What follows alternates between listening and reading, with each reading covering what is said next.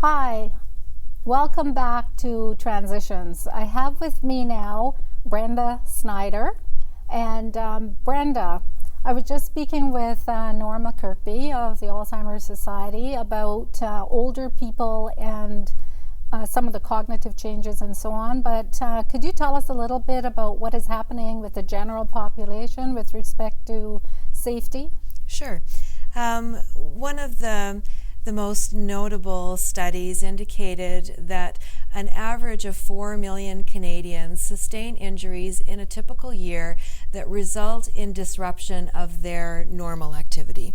So that's a lot of people, and it can be broken down into a few different groups. Seniors, for instance, with them, 65% of those injuries occurred as a result of a fall.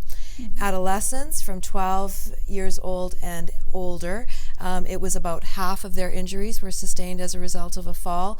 And for working age adults, that percentage was about 35.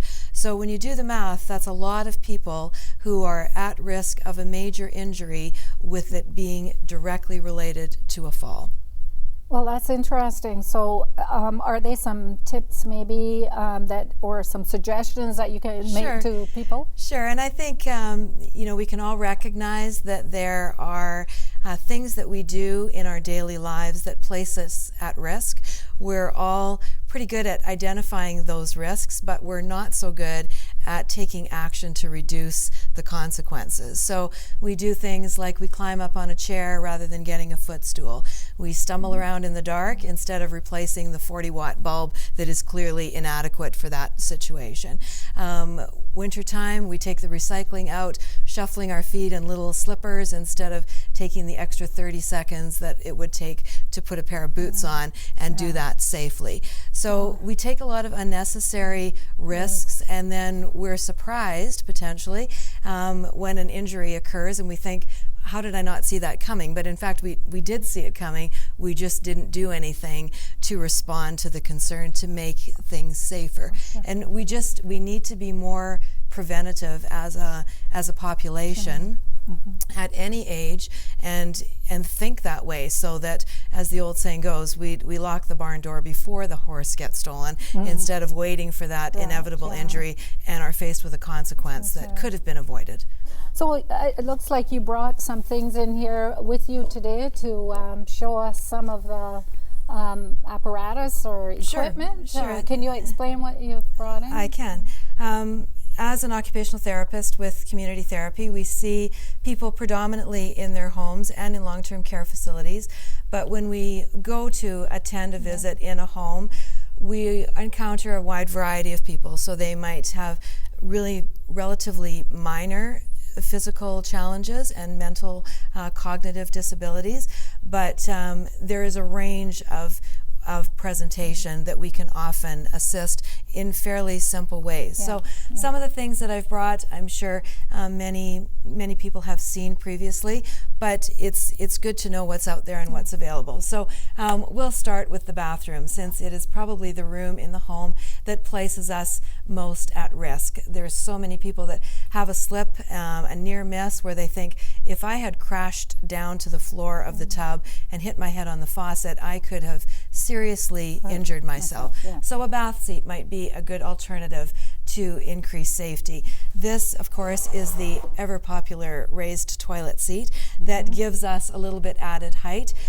For a lot of people with a disability, the risk is most notable when trying to get from a low seat height into a standing position.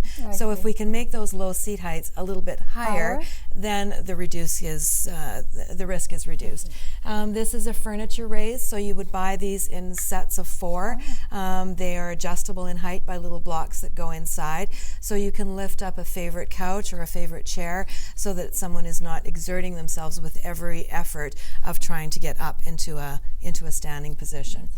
The grab bar, again, in the bathroom, is probably a very common device that's placed strategically to meet the needs of that individual. So we often would place 2 in the shower stall, one to help step over the side of the tub, and then the second one to perhaps steady someone during a shower while they're washing their hair and they put their head down. or to get up from a bath seat if that's in use as well. Now, I've seen quite a few of these in bathrooms where older people live, and I suppose if you have those in your home, even younger people might need them too from time to time. Right. So what else do you have?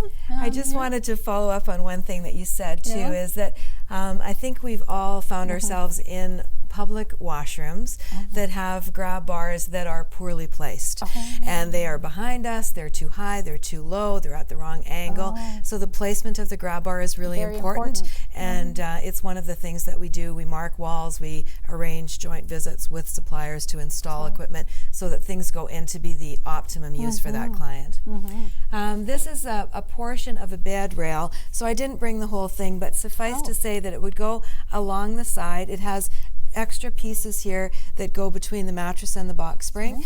So it's great for helping somebody who has a physical limitation roll over in bed, get into bed perhaps from a wheelchair, to assist themselves from sit to stand, and also to avoid actually sliding off the mattress when they're in a seated position. And then lastly, I brought this transport wheelchair. It is extremely lightweight, which you can see by how easily I'm moving it. It's a godsend for many clients and also their families because it is so easy to lift the wheelchair in and out of the car. A fully designed wheelchair with larger wheels on the back is a very heavy, awkward piece of equipment. And as someone has brought up, it's very important to take care of the caregivers as well. And it's really a positive step in helping make sure that someone transporting the wheelchair is not getting hurt lifting the item in and out of a car. So can you give us just a quick synopsis of a major transition, like an individual who had either an injury or an illness and they had to make a big change in their home? Sure. Just a quick synopsis for us. Sure.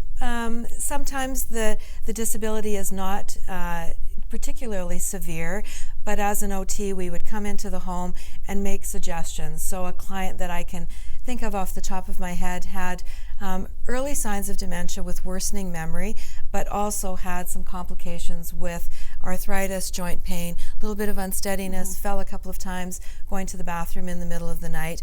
So strategies for her were to get an adjustable hospital bed, to have a commode at her bedside so she did not have to walk to the bathroom in the middle of the night.